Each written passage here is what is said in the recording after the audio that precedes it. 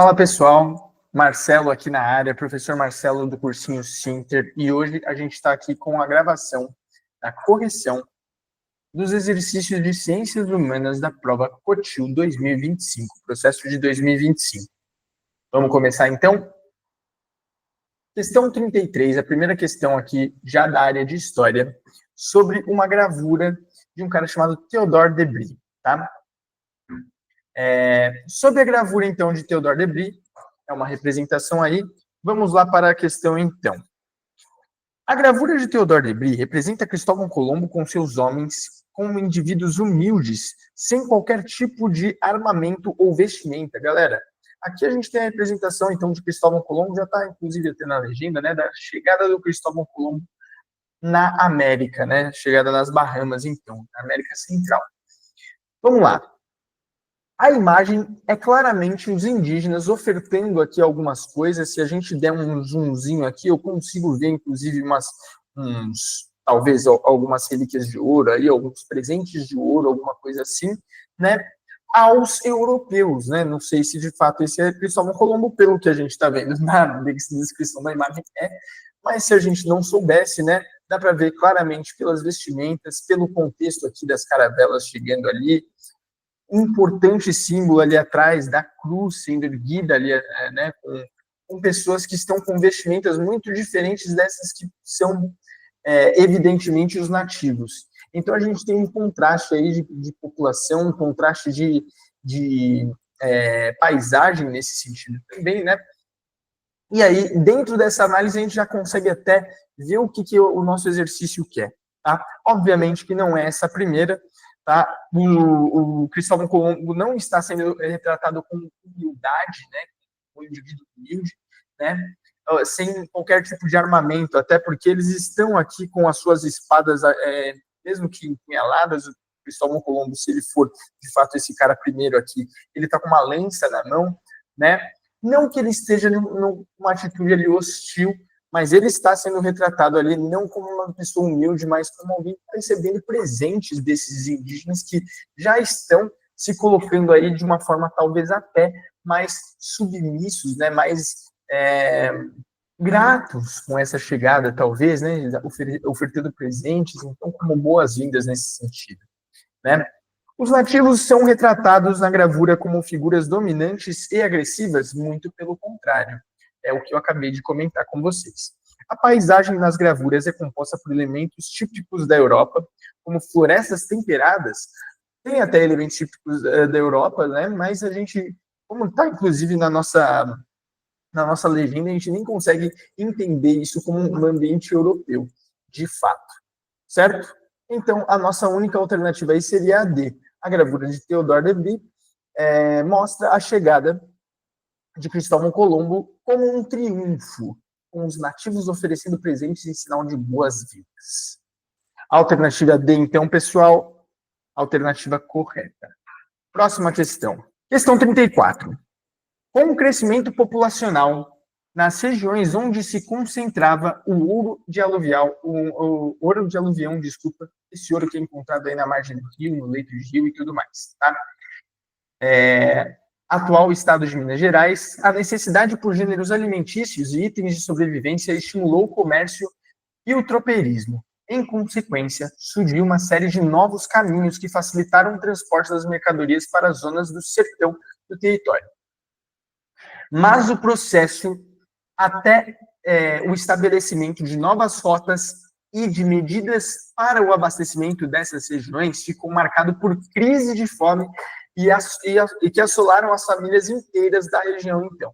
Bom, quando a gente tem um processo de descoberta do ouro em Minas Gerais, a gente tem um crescimento populacional, até porque as pessoas começam a sair de várias regiões do Brasil, buscando essa região justamente para encontrar essa riqueza natural que estava ali, né, posta para ser retirada. Mas, obviamente, que esse boom ali na região, dia para a noite, basicamente, demorou um certo processo, mas com essa chegada de muita gente de uma vez só, demandou um crescimento, infraestrutura e tudo mais, e não foi atendido a bate-pronto nesse momento, né?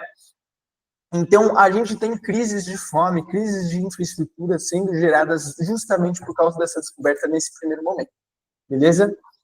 Então, essa parte desse texto é importantíssima já para a gente entender o que a nossa questão vai perguntar.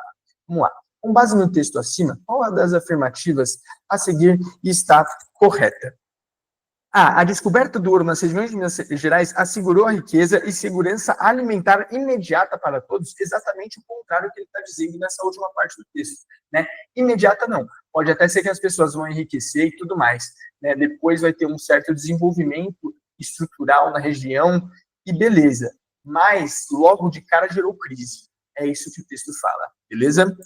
A grande quantidade de ouro e o aumento populacional resultaram em um sistema de abastecimento eficiente sem crise de fome. De novo, é o oposto do que o texto está dizendo, né? Então, com certeza, B também não é. C. A concentração do ouro em Minas Gerais atraiu muitas pessoas, mas a escassez de alimentos e as dificuldades do transporte causaram crise de fome. Não foi exatamente esse o problema, né? Não foi a escassez de alimentos, justamente estimulou outras formas de geração, né, de comida ali, de renda para a região. Mas o que gerou é, de fato, a falta de infraestrutura num primeiro momento, né?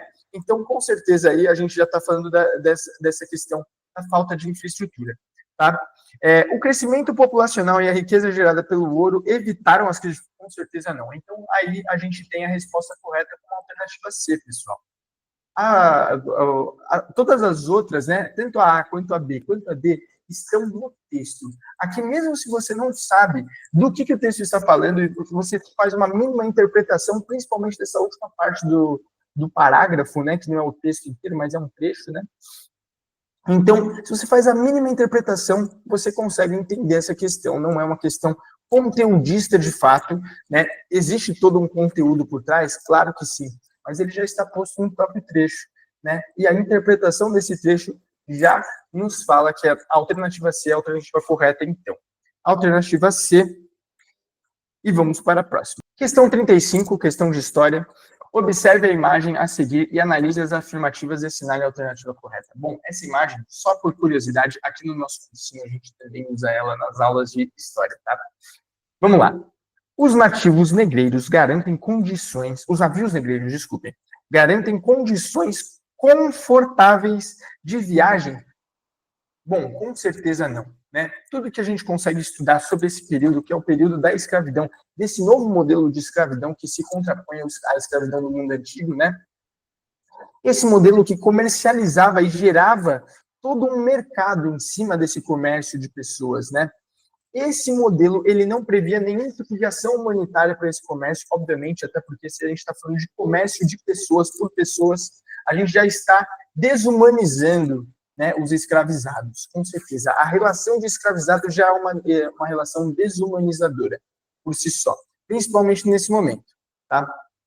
Então, quando a gente está falando desse período em específico e desse tipo de comércio, tá? Levando em consideração que os escravizados eles são levados como mercadoria de um continente a outro, eles são retirados à força dos seus povoados, das suas civilizações, levados e comercializados à força, então, para outro lugar.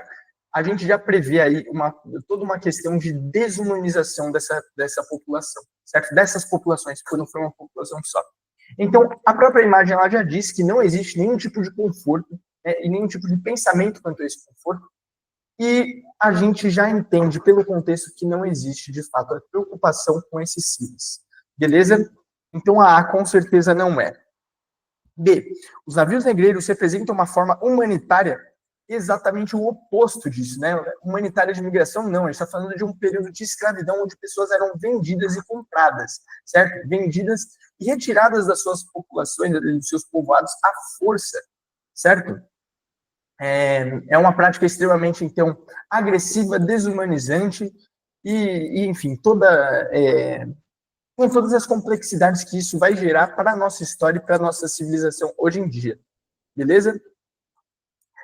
Os navios negreiros transportavam vidas humanas em condições extremamente desumanas e difíceis após a captura de indivíduos dos seus territórios de origem. Perfeito, sem tirar nem pôr. Eu só vou ler a última por desencarne de consciência, mas é com certeza a alternativa C. Tá? Os navios negreiros eram conhecidos por proporcionar viagens culturalmente enriquecedoras permitindo que os escravos compartilhassem suas tradições. Galera, existia com certeza ali uma junção de várias culturas dentro do navio negreiro, mas isso não é o propósito dessa viagem, com certeza não, né? E não lido dessa forma como está aqui, é como se fosse algo bonito, né? Nossa, integração de culturas diferentes. Não, exatamente o contrário, né? Essas culturas que normalmente tinham que conviver em seus territórios, que existiam guerras entre povos, agora esses caras eles eram retirados à força, jogados num navio, e ali eles eram forçados a viajarem até outro continente que eles não conheciam, que eles não sabiam de nada, né, sobre, e eram vendidos como mercadorias. Então não existe nada de romântico nisso. Beleza? Alternativa C, então, é a alternativa correta. 36, próxima questão aqui. Pátria dos direitos humanos, a expulsão em massa de sem-teto das ruas de Paris antes dos Jogos Olímpicos. Bom, já está falando aqui da França, já dando uma prévia de onde isso vai levar para a gente, então já saibam que todo esse contexto aqui, eles vão utilizar de uma questão atual, né, dos Jogos Olímpicos de 2024, para falar e remeter a um processo que foi vivido lá no século XVIII, tá? Que é a Revolução Francesa de 1789. Beleza? Então, a gente tem essa matéria falando sobre a retirada, né, de uma prática talvez até higienista do governo francês, a retirada de pessoas que estão em condição de rua, justamente por uma propaganda dos Jogos Olímpicos, e a contraposição desse governo que fala justamente que não foi por isso, porque isso já era uma tática, e sei lá o quê, mas, enfim, a questão aqui é falar sobre a Revolução Francesa. O processo histórico iniciado em 1789, na França, chamado de Revolução Francesa, pode ser considerada uma revolução burguesa, tá? Considerando seus conhecimentos sobre o processo revolucionário francês e a notícia reproduzida acima, assinale a alternativa correta. Vamos lá. A Revolução Francesa, então, ela é uma revolução burguesa e com princípios, inclusive, que estão ligados à burguesia, né? Lembrando que os princípios da Revolução Francesa estão ligados a um movimento que surge na Europa, né, que se contrapõe ao absolutismo, que é o tal do iluminismo. O iluminismo, ele é uma corrente de pensamento que surge dentro da burguesia, com princípios burgueses, então, mais uma corrente de pensamento que se contrapõe ao poder absoluto do rei, certo? Então, apesar de tudo isso, né, nós temos a construção do absolutismo como uma construção de interação ali, né, de uma relação, né, entre o rei e a burguesia, e agora a desconstrução dessa relação, justamente por vários motivos ali, de que o rei, com seu poder absoluto, ele não legislava, ele não governava em prol dessa burguesia de fato. Então é essa burguesia que gera essa relação de pensamento, né, entre o poder e o direito desse poder de fato que é exercido pelo rei. Então, a contraposição disso seria o iluminismo. Beleza? Vamos agora, então, falar da Revolução Francesa. A Revolução Francesa atende aos anseios da burguesia e garantiu o exercício pleno da cidadania de todas as pessoas? Não. Lembrando que a gente está falando aqui de uma revolução burguesa que atende a interesses da burguesia. As populações mais pobres, né, mais empobrecidas, nem sempre têm o direito a liberdade que a Revolução Francesa trata. Por exemplo, direitos iluministas que falam de direito à propriedade. Todo mundo tinha acesso à propriedade?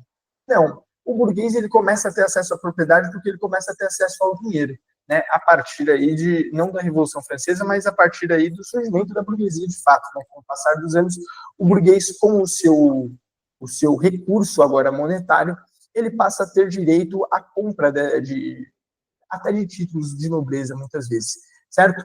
Mas a questão aqui é que, de fato, os valores, eles são burgueses, eles não são, então, para todas as classes, para todas as castas, nesse sentido. Tá? B, a Revolução Francesa consagrou a visão de mundo burguesa, mas não garantiu que todos tivessem direito a uma vida digna e cidadã. Perfeito. Né? Tá falando justamente aqui de valores burgueses, então, conservando os valores burgueses e assegurando esses valores restritamente à burguesia, de certa forma. Né? Não pensando, de fato, num âmbito global, num âmbito geral de todas as outras classes e as outras castas que já existiam. Beleza? Então, a alternativa certa aqui, a alternativa B. 37 agora, vamos lá. Os movimentos populares de caráter religiosos também podem ser entendidos como uma forma de luta contra a miséria e a fome. É o caso de Canudos. Canudos, então, a gente sabe da Guerra de Canudos, que acontece ali num povoado na região da Bahia, que é, inclusive, povoado de Canudos, né? E ele se dá justamente como um povoado de pessoas que lutavam contra a miséria e as mazelas ali da vida na República Velha, né? Aqueles mandos e desmandos dos poderes centralizados ali dos coronéis, né? E a miséria que o povo, no geral, acabava passando. Né? Canudos, então, surge com pessoas ali que tentam lutar juntos ali, uma comunidade, para superar essa miséria, para, então, sobreviver a esse momento difícil para as populações mais carentes. Beleza? Vamos lá. Como esse conflito formado por moradores que fugiram da extrema miséria demonstra um enfrentamento à exploração por parte de grandes fazendeiros e o desejo de acesso à terra? Vamos lá. Alternativa A. Os movimentos religiosos do Nordeste brasileiro estão organizados exclusivamente para fins espirituais, sem relação... Não, exatamente o que a pergunta está dizendo, né? Como que os conflitos estão, de fato, ligados a questões sociais? Então, ele já está dizendo para a gente que está. Como que ele está ligado? Né? Então, não adianta a gente falar que é só um conflito, um movimento religioso que gera o conflito, porque, de fato, não é isso. Né? E a pergunta da questão já está nos mostrando que não é isso. Como que, num âmbito social, esse conflito está se demonstrando, então, de luta do desejo da terra e tudo mais, da exploração dos grandes fazendeiros, né, da sobrevivência dessa exploração de pessoas mais carentes, então, por parte dos fazendeiros, e do desejo do acesso à terra, como que isso está se dando no movimento de Canudos. Ele está já dando mais ou menos a resposta do que ele quer, né? E os movimentos religiosos do Nordeste eram organizados exclusivamente para fins espirituais? Com certeza não. É isso que a questão está dizendo. Vamos lá. B. A Guerra de Canudos foi uma luta isolada que não teve relação com movimentos religiosos. Também não. Teve uma relação com movimentos religiosos justamente porque a gente tem a Guerra de Canudos, desculpa, é um momento aí da história brasileira que a gente tem um caráter messiânico nessa relação, né? O Antônio Conselheiro, que é o líder desse movimento, ele tem aí em si, né, um personagem messiânico que tem toda a questão de salvação, né? E, de fato, o conflito de Canudos, ele começa quando a gente tem o estopim dele, né? Quando a gente tem uma encomenda de madeira feita por Canudos para a construção de uma capela, né? Que não chega, inclusive, essa encomenda de madeira. E aí, através desse conflito da não chegada da madeira e tudo mais, que o exército ele vai para lá, né? Se amontou ali em Canudos e tenta fazer um cerco ao povoado. Tem toda essa questão, então, ligada à religião. Então, a gente tem um caráter religioso, sim, mas a gente tem principalmente um caráter social. Vamos lá. C. Os líderes religiosos, beatos ou conselheiros, surgiram no Nordeste brasileiro unicamente para espalhar práticas religiosas? Não, exatamente isso. É o contrário, né? O líder de Canudos, ele era um líder como Antônio Conselheiro. Ele era um conselheiro, então, tinha relação com a religião. Porém, ele estava ali para ajudar as pessoas e, assim mesmo, a sobrevivência, né? Ele estava ali em busca da sobrevivência do povoado e daquelas pessoas que sofriam com as misérias, com a miséria da vida naquele momento, né? Enquanto moravam sozinhas, enquanto estavam longe do povoado. Com o povoado, então, essas pessoas passam a superar esse momento, ou tentar, pelo menos, superar juntas esse momento de miséria. Então, só nos sobra aí a alternativa D de dado, tá? Que de fato é a correta. Os movimentos religiosos populares lutavam contra a opressão da Guerra de Canudos e refletiam a busca por condições dignas de vida. Perfeito, então, alternativa D de dado. Questão 38. As urnas eletrônicas não são conectadas à internet. Equipamento sequer tem essa possibilidade. Pessoal, aqui a gente tem um texto, então, introdutório para falar de um período de eleições conturbadas no Brasil, que é um período histórico, inclusive. Tá? Eu vou pular esse texto introdutório, ele é um texto importante, mas não para a resolução da nossa questão. Essa já é uma questão que fala de um contexto, e se você sabe sobre esse contexto, você sabe resolver essa questão. Vamos lá. A apuração das eleições brasileiras nem sempre foi segura como hoje. Exemplo disso é o período histórico marcado pela ausência de justiça eleitoral. Quando a gente fala disso, e a gente continua ainda, né? O fenômeno do voto de cabresto. O voto de cabresto, ele já diz sobre o que essa questão está falando, tá? Se eu parar por aqui, eu já sei responder essa questão. O voto de cabresto, ele é uma pista para nos alocar a um período da nossa república, então, como já está falando da apuração das eleições, né? Então, a gente está falando de um período de votação, um período de república, então, tá? Que a gente vai chamar de República Velha. Se você procurar, você tem vários momentos aqui da nossa república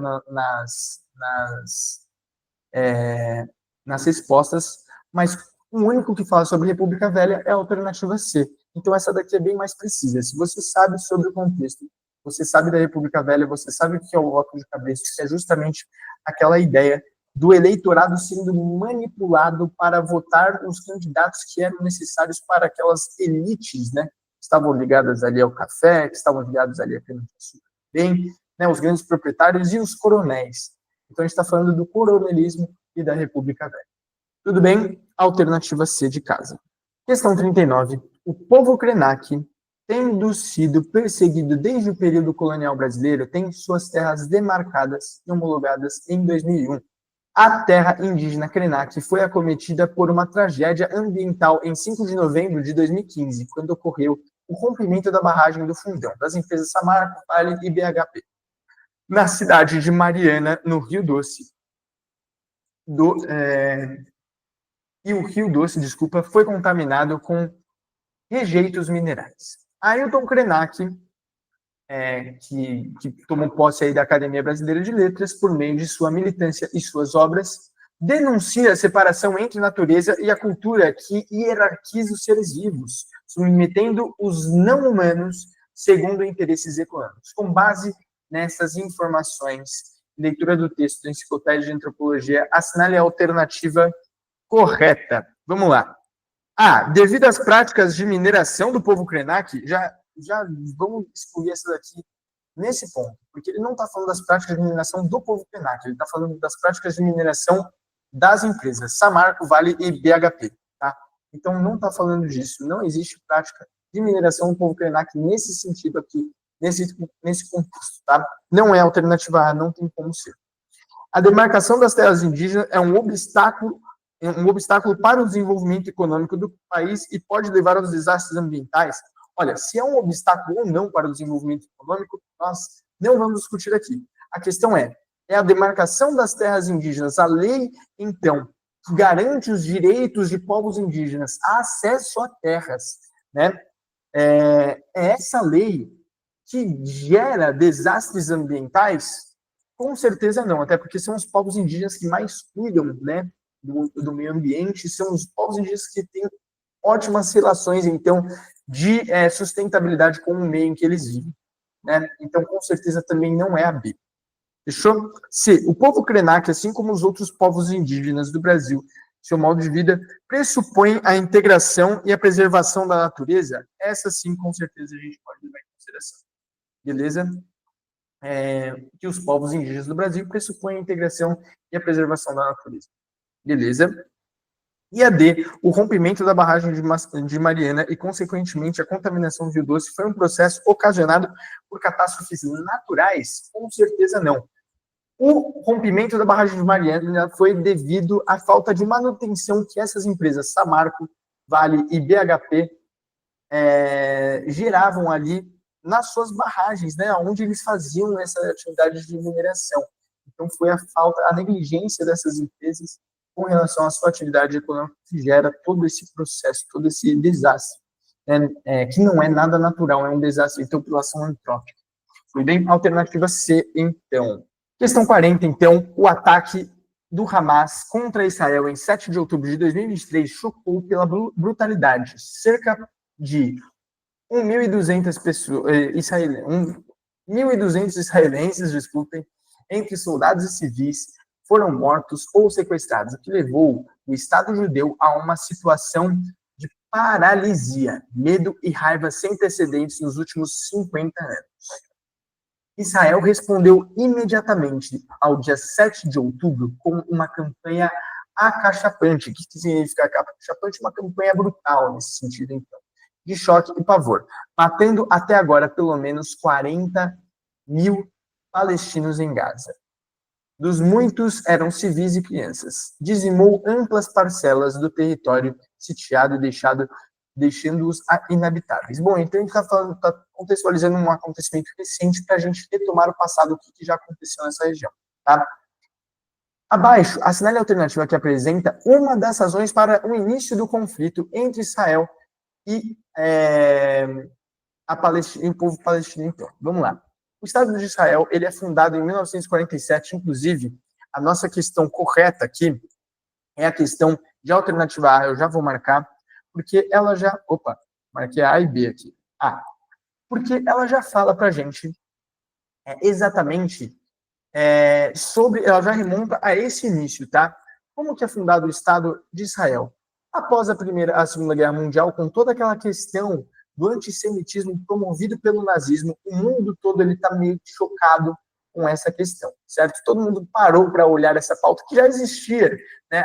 Tanto o antissemitismo já existia desde mais ou menos a Idade Média lá na Europa, quanto também a pauta judaica da criação de um Estado judeu, né? Para que os judeus pudessem ter aí a sua pátria. Nesse sentido, já existia essa questão do Estado judeu já existia desde o século XIX, tá? Com a Segunda Guerra, então, essa situação ela é escancarada ao mundo. E a partir da criação da ONU, a gente tem basicamente, né, a primeira missão, grande missão da ONU aí, que cai no colo da ONU, é a criação de um Estado para que os judeus possam viver. E aí a gente tem uma divisão do território onde era a Palestina ali, né? E seria dividido entre os árabes e os judeus, tá? 1947 é a data, então, de criação dessa ocupação, então, da levada dos judeus para essa região e ocupação e divisão desse território entre judeus e palestinos. Logo depois começam os conflitos. Logo, se não me engano, em 1948 a gente já tem o primeiro grande conflito da região. Tudo bem? Então, a resposta certa aqui é a alternativa A, tá? Que data o início de 1947, o início, a abertura das portas aí do grande conflito na região. Tudo bem?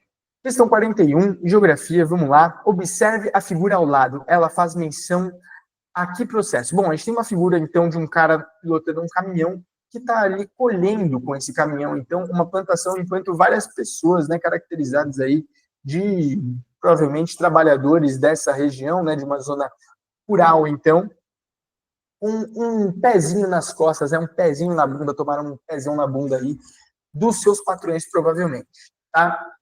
A qual processo a gente está vendo aqui, então? Primeiro, a gente tem duas questões importantes, né? Que, de fato, é a resposta para a nossa pergunta. A primeira questão aí é a tecnologia sendo empregada e a substituição dessa mão de obra que era exercida no campo, então, né? A tecnologia do caminhão colhendo, né? Da colhedeira, então, colheitadeira, sei lá o nome disso, mas a gente tem, principalmente, essa galera que estava no campo e que perdeu o emprego e que agora tem que buscar um emprego em novas regiões. Pode ser em regiões urbanas, pode ser em outras regiões. Tudo bem? Então, a gente faz menção aqui, principalmente, a saída dessa galera que está perdendo emprego para as máquinas no campo para outras regiões. Então, a gente chama isso de êxodo rural, alternativa B. Tudo bem, pessoal? Alternativa B, então, resposta correta da questão 41. 42. Em 2022, o IBGE, Instituto Brasileiro de Geografia e Estatística, realizou um novo censo quantificando a população brasileira e avaliando questões relacionadas à qualidade de vida, saúde, educação, entre outros fatores. O gráfico abaixo representa o crescimento da população. Então, ó, o gráfico abaixo está falando sobre o crescimento da população. Vamos lá. Questões que estão relacionadas ao crescimento da população e a análise desse gráfico. Se a gente perceber, a gente tem um crescimento mais íngreme, né? Um crescimento mais acentuado dessa população na década de 50 até mais ou menos 2010, quando essa população volta a diminuir em 2022. Não diminuir, desculpa, o crescimento populacional volta a diminuir, tá? Relação essa está na alternativa C, que é a resposta certa, mas vamos ler as outras, ó. O crescimento populacional representa a diferença entre a taxa de natalidade e fecundidade de uma população. A taxa de fecundidade é quantos filhos por mulher, normalmente, dentro dessa população, está sendo gerado, né? Quantos filhos cada mulher está gerando normalmente. Então, o crescimento da população não está falando exatamente sobre isso. O crescimento populacional está ligado principalmente à taxa de natalidade e à taxa de mortalidade, né? Se a gente tem uma taxa de natalidade maior do que a de mortalidade, a taxa de crescimento dessa população é o quanto maior essa taxa de natalidade é sobre a taxa de mortalidade. Tudo bem? E também a gente tem a relação aí da qualidade dessa vida que a população está tendo. Então, questões relacionadas à saúde, educação, qualidade de vida, acesso à renda e outras coisas. Beleza? O processo de migração em nada interfere, muito pelo contrário, já vimos o erro aí nessa questão. Em nada interfere, a migração, ela interfere sim no crescimento populacional. A migração é que diz, inclusive, quando outras pessoas saem de outros lugares e vêm para as regiões, a gente vê o crescimento de uma população adulta, não porque as pessoas estão nascendo ali, mas porque de outros lugares estão vindo, certo? Então, o crescimento populacional ele está ligado, sim, às práticas de migração. A C, que é correta, né? O crescimento verificado nas últimas décadas apresenta mudanças de vida na população brasileira. Então, a gente está vendo a diminuição aqui, nessa última década apresentada no gráfico, né? Diminuição da população. E os motivos que podem ser ligados a isso por exemplo, a inserção da mulher no mercado de trabalho, a diminuição da taxa de fecundidade, portanto, né? E, portanto, também mais para frente, a diminuição na taxa de natalidade. Não significa que a taxa de mortalidade cresceu, mas sim que a taxa de fecundidade e natalidade está diminuindo. Beleza? Então, a alternativa C de casa. Exercício 43. Leia com atenção. Leia o texto com atenção, desculpe. Vamos lá. Bom, esse texto aqui, ele está utilizando aqui alguns dados, né, é um trecho de um artigo que vai dar para a gente alguns dados que não são necessariamente nesse modelo aqui, nesse exercício, tão relevantes para a gente entender qual que é o objetivo dessa questão, tá?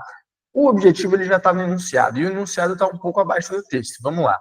O termo urbano corresponde à concentração de edificações e pessoas que não exerçam atividades rurais, enquanto a urbanização é o fenômeno da ampliação do espaço urbano com infraestrutura e aumento da população. Então, ele está falando aqui que o urbano, então, é o meio, né? É o meio das cidades e tudo mais, das atividades não rurais, então. E a urbanização é o processo de crescimento de acordo com o aumento de infraestrutura dessa região urbana. Tudo bem? É isso que ele está especificando basicamente. A partir desses conceitos, analisa as alternativas e assinale a correta. Galera, aqui, só para a gente já encurtar um pouco, a alternativa correta da 43 é a C, tá? No processo de urbanização, a industrialização exerceu um papel de atração, tá? Então, o aumento da produção industrial, que normalmente se enquadra no meio urbano, atrai a população. Então, exerceu um papel de atração. Enquanto a modernização do campo teve um papel de repulsão das pessoas. A modernização do campo acaba por substituir a mão de obra que era necessária nesse meio, então. Deu para entender? Esse exercício, ele está falando um pouco, mais ou menos, de um dos que a gente acabou de corrigir, certo? É muito parecido, é o mesmo assunto, vamos dizer assim, o da chave que a gente acabou de corrigir. Beleza? Então, aqui, a alternativa C de casa é a alternativa correta. Questão 44.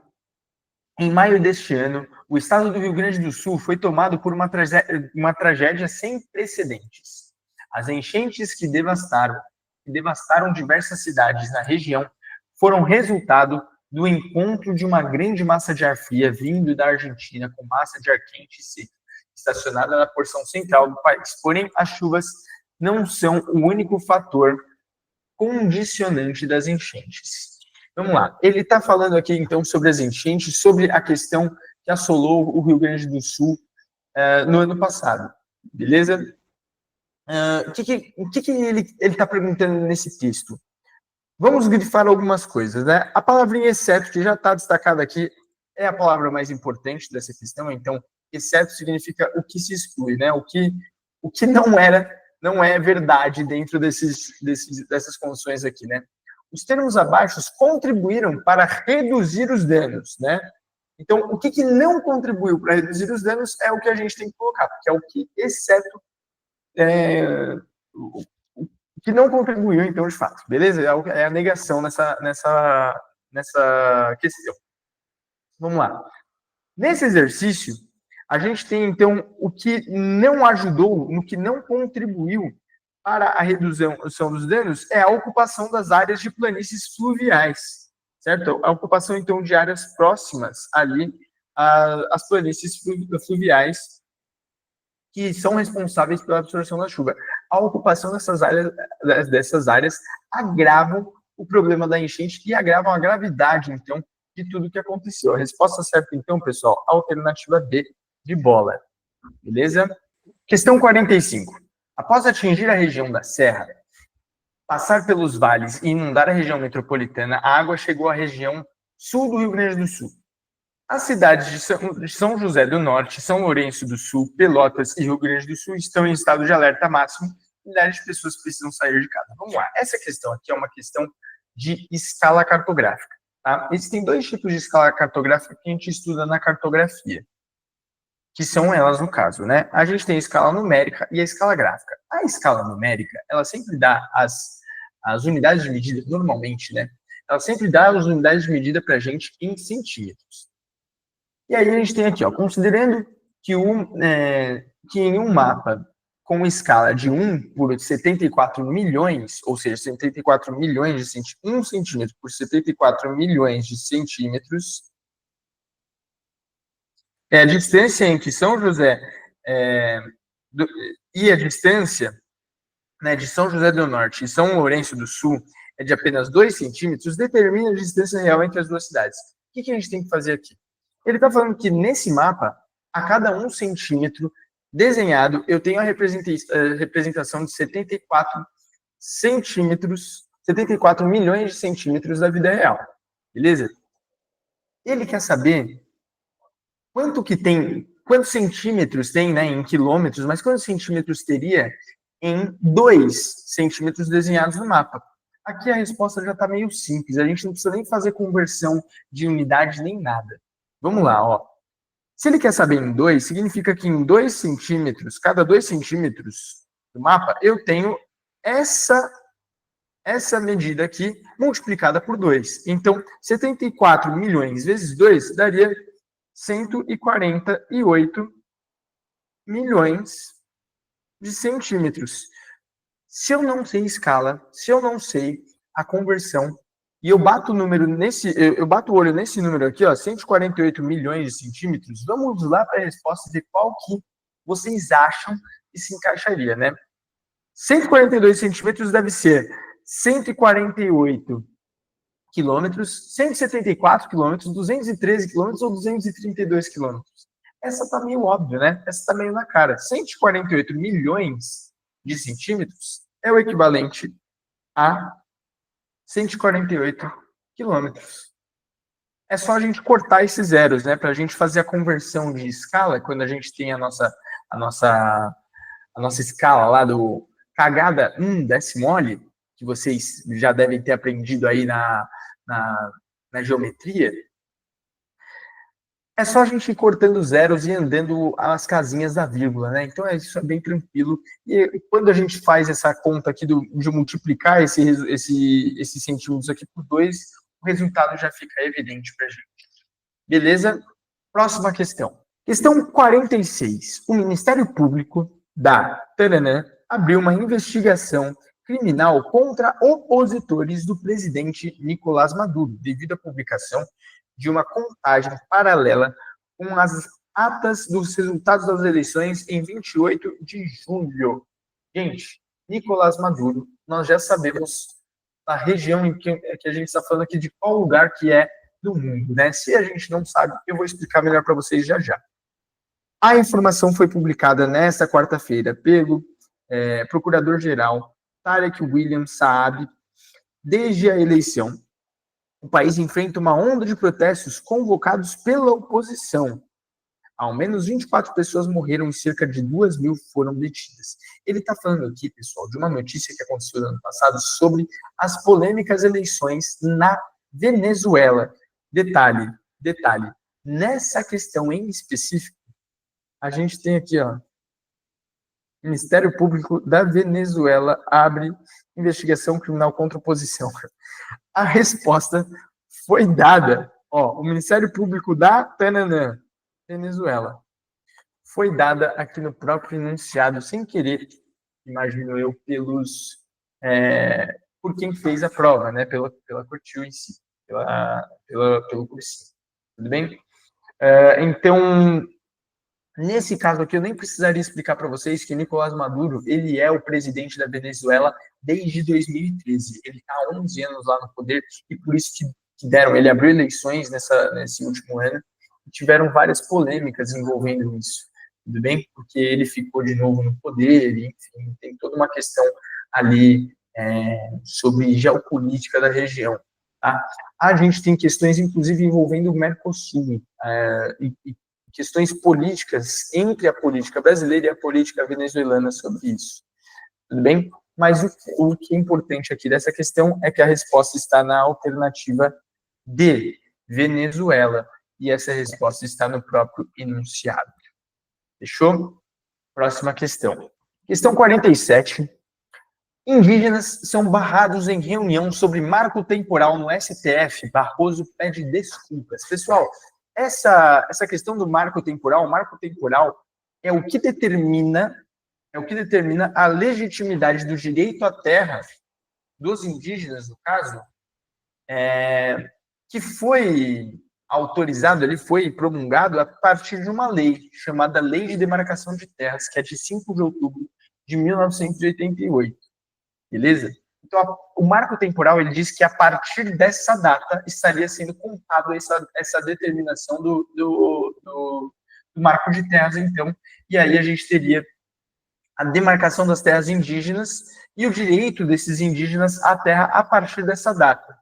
A questão que está explicando tudo isso que eu falei para vocês aqui é a questão de letra B, uma tese jurídica que defende que o povo indígena tem direito de se fixar apenas as terras que ocupavam ou já disputavam no dia 5 de outubro de 88, no dia da promulgação da lei federal. Tudo bem? Existem várias discussões nesse momento, inclusive, sobre essa questão da demarcação das terras indígenas, né? E que sempre foram aí atacadas, né? As terras indígenas, elas sofrem com o avanço do agronegócio e, principalmente, com a ocupação ilegal das terras, né, por outros grupos, inclusive, certo? E essa questão do marco temporal sempre dá alguma coisa que falar, é um tema muito importante e que eu imagino que cada vez mais seja pauta de alguma questão em vestibulares. Beleza? Então, aqui a gente tem a alternativa B de bola como a alternativa verdadeira. Próxima questão. Questão 48. Leia a notícia abaixo. Desde o anúncio, em 2017, a Organização dos Jogos Olímpicos de Paris de 2024 já havia manifestado interesse em promover um evento mais sustentável do que os anteriores. Para isso, medidas estão sendo tomadas como a despoluição do Rio Sena e a instalação de painéis solares, criação de mais ciclovias, eliminação de geradores movidos a diesel e extensão de linhas de trem, plantação de árvores para amenizar o calor do verão europeu e entre outros. Ainda que algumas das ações sustentáveis das Olimpíadas de Paris tenham se mostrado ineficientes, a sustentabilidade é uma das maiores preocupações dos últimos anos, impulsionada principalmente pelas mudanças climáticas cada vez mais constantes. Como ações sustentáveis podemos citar? Galera, essa daqui pode ter dado um nó na cabeça de vocês, não pela pergunta em si, mas pelas alternativas, tá? A alternativa correta dessa é a alternativa A, certo? como que nós podemos chegar à conclusão, né? Porque aqui a gente tem igualdade de gênero, por exemplo, que talvez, se você olhar uma questão ambiental nesse sentido, não pareça muito que a igualdade de gênero ela tem uma relação com a sustentabilidade, né? Mas, se nós observarmos as outras questões, todas elas têm alguma coisa que fere a questão da sustentabilidade nesse sentido, né? Vamos lá, por exemplo, uso de inteligência artificial, não de fato, mas o aumento da economia tradicional, a economia tradicional, ela não tem nenhuma relação com sustentabilidade, justamente pelo fato de ela ser tradicional. Sustentabilidade, a gente está falando de opções dentro da economia que gerem um planejamento sustentável de utilização da natureza ou qualquer coisa assim, né? Então, a economia tradicional, ela fere a questão da sustentabilidade, porque a economia tradicional não se preocupa com essas questões ambientais, muitas vezes. Nem sempre, né? Mas, via de regra, pode ser isso. Cidades sustentáveis, beleza? Uso de termoelétricas. As termoelétricas são energias renováveis, né? Mas não são energias limpas, principalmente quando a gente está falando aqui que uma termoelétrica ela utiliza às vezes combustível fóssil para gerar eletricidade, né? Para gerar energia, tudo bem? Então a gente não está falando com certeza de uma questão sustentável. Redução das desigualdades, beleza? Combate às mudanças climáticas e o aumento do agronegócio. O agronegócio dificilmente tem uma boa relação com sustentabilidade. Beleza, pessoal? Principalmente quando a gente está falando aí da pecuária. Certo? E da expansão do próprio agronegócio, que desmata muitas vezes para que a gente tenha aí o aumento da produtividade do campo. Então, a alternativa aqui, nesse caso, é a alternativa A de amor. Fechou? Bom, essa foi a nossa correção do cursinho Sinter. Espero que tenham gostado. Curte, comenta e compartilha. E é isso aí. Até a próxima. Falou!